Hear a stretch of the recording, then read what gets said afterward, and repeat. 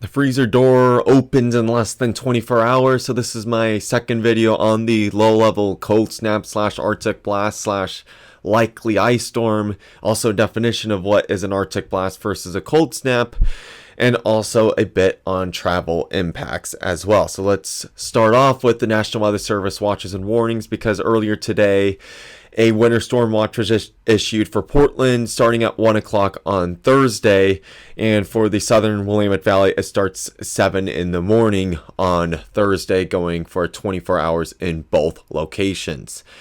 Now, different meteorologists have different definitions on what an Arctic blast is. I define an Arctic blast as meeting just one of the following criteria. I think this one will only hit the minor criteria, so that's either a 26-degree high temperature or lower, a 14-degree low temperature or lower, or 4 days in a row failing to get above freezing. I think this will hit it off of the high temperature, not the low temperature or the length of the blast. Major Arctic blast tends to be the ones where you get only into the teens for the entire day.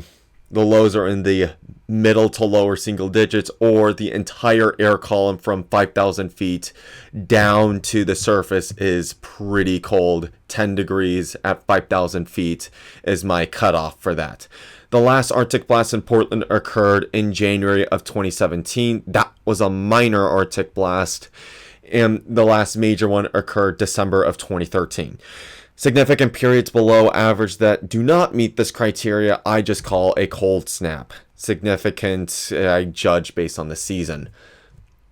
So these are the Euro model temperatures at 4 o'clock, and why I'm showing this map is how an Arctic blast tends to happen for our area, is that a lot of times you get this cold air that sets up east of the Cascades, and for the lower level Arctic blasts, these are the ones where you don't get the cold temperatures at 5,000 feet. They tend to blow through the gorge and then down south through the valley.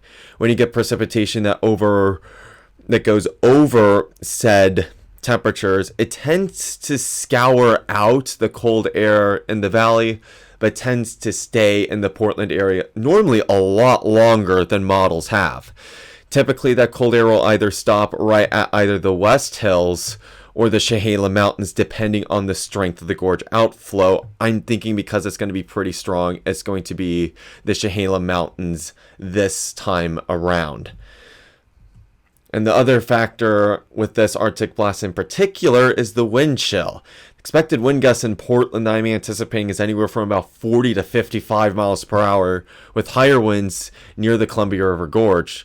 The wind chill in this case would bottom out at around 3 below zero, especially if the low temperatures are below 20 degrees. Rest of the metro, 35 to 45 miles per hour. I'm thinking down to probably around 5 degrees for the wind chill in the rest of the valley, down to around 7 degrees. I do think you're a titch warmer in general as a starting off point as a result.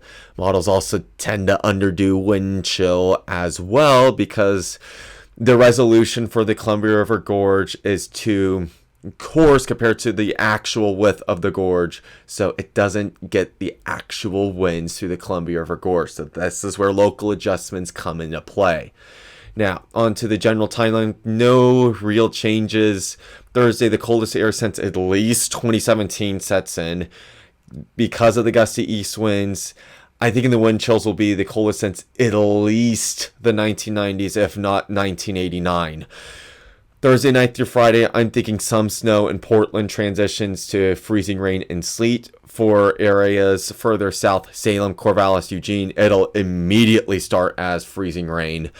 The thaw will not happen until Sunday/Christmas in Portland, but likely a day earlier if you are areas further west and south of Portland, with the earliest time happening in Eugene and spreading north from there. Travel effects. All travel should be done by Thursday at 5 p.m. as that's when I am anticipating significant precipitation to start for everywhere in the Willamette Valley. The airport, I'm thinking, is more likely than not to be shut down for at least Friday, as similar patterns have shut the airport down. Normally about quarter of an inch of ice is normally enough to cause significant impacts to the airport or just travel at large. And I'm expecting anywhere from about a half of an inch to an inch of ice widespread. And some snow is possible in spots before the ice in the Portland airport is one of those spots. So just be prepared to be stuck until at least Saturday in the valley, Sunday in Portland. And de-icer doesn't really work too well in the low to mid 20s with the rates of precipitation that I am expecting. While not heavy, it'll be heavy enough to make the de-icer not really work as effectively as it should. So just be mindful of that if you do have to go out on Friday or Saturday. Okay, so for Corvallis / the South Valley, I'm expecting Wednesday to be dry, high around 40, while Thursday, I'm expecting the high for Thursday to be around 29 degrees or so.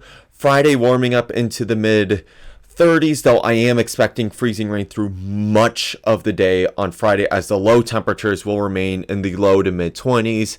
Saturday, the thaw occurs anywhere in the Willamette Valley, highs in the upper 40s, while getting back up above normal for Christmas, Monday, and Tuesdays, with highs in the low to mid 50s and lows in the mid 40s.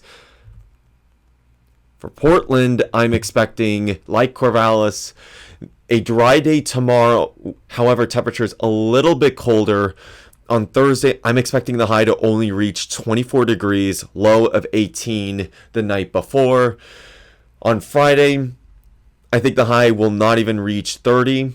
On Saturday, that slow thaw, areas further west of the West Hills will probably reach in the upper 30s. Portland Airport probably around 33. Areas like Troutdale, maybe only 30. And then finally thawing Sunday, Monday, and Tuesdays as lows finally warm up above freezing. Final note, the actual chance of precipitation on Thursday I would put at about 70 to 80%. It's just that the actual snow chance I'm only putting at about a 60% chance, while the rain chance I'm putting at 50% chance. Yes, that would fall as a freezing rain. Sleet would be a mix of both. So just side note with that. That is it for this video. Please come back tomorrow if you want to see more detailed totals on snow / ice for where you live. Otherwise, I will talk to you later and take care.